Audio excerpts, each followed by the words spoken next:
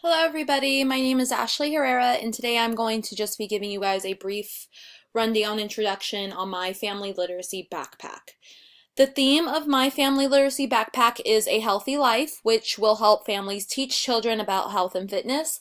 I have recently been on my own personal health and fitness journey, which is why I chose this to be the theme for my family literacy backpack, and I had a lot of fun doing it as well. I think that health and fitness is something that is not just for older people like we may think, it is also for children as well, and I think the earlier that we introduce it to them, the better. So inside of my backpack, you will find 3 books.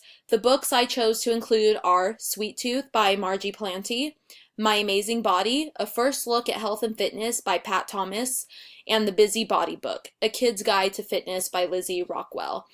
All 3 of these books were really incredible and they contain so much helpful information and they fit very well with my theme. These books, I got all 3 of them, I believe, for around $12 for all 3 on Amazon. So very non-expensive, wonderful books, and these are definitely 3 books that I will keep in my book collection for my own classroom one day. Very great books. Besides the 3 books in my backpack, you will also find a journal, which is, I just basically included a simple basic notebook for the parents to give me feedback on what they thought of each book and what they thought of each activity as well, which was very helpful. And I also included several artifacts. I included a toothbrush, toothpaste, and floss to accompany the Sweet Tooth book. And then I also included candy and apples to accompany the other 2 books. So the reason for my artifacts with the first book was because that book focuses more on dental hygiene. So I wanted them to just kind of practice or get the feel for, what you need to have proper dental hygiene. And then the other 2 were just basically so it could be laid out on the table. Okay, you see the candy here, you see the apples here. I know which one you want to eat, but which one should you eat in order to keep your body healthy and strong? So those were the kind of questions that were meant to go along with those artifacts in my books as well. Some other materials I included inside of my backpack, besides the journal and books and artifacts.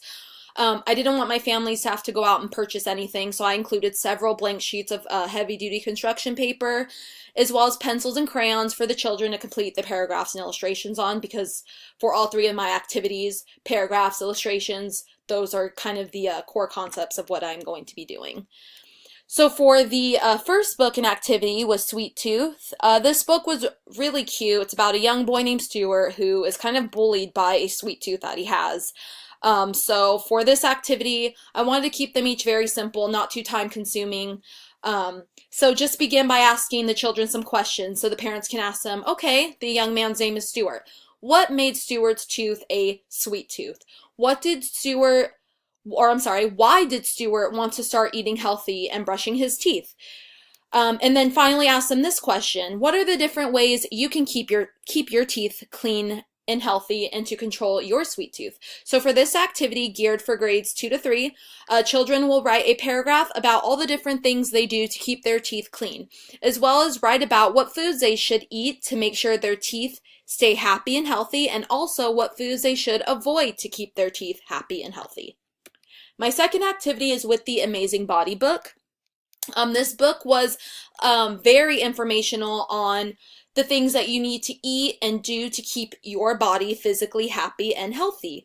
So again, for this activity, start out with some questions. What are the different ways you can take care of your body and keep it strong and healthy? What does certain foods contain that help us grow, play, and think? And then finally, to begin this activity, with crayons or markers and a blank piece of paper, draw some foods that are good for your body and that will help your body last longer. The funniest picture I've seen was pizza. There was a little piece of pizza drawn by one of the children for this activity, and I thought that it was so funny because they had broccoli and apples and a carrot and then a little piece of pizza. So I guess in moderation that would be fine, but this activity was definitely fun, and it was really cute to see all the kids' drawings as well. So for my final activity, I used the Busy Body book, and this one was similar to the other book, But this one was more about keeping your body busy and focusing more on what is going on inside of our body. So basically introducing kids to the skeletal system. We have a skeleton that protects our body and our organs.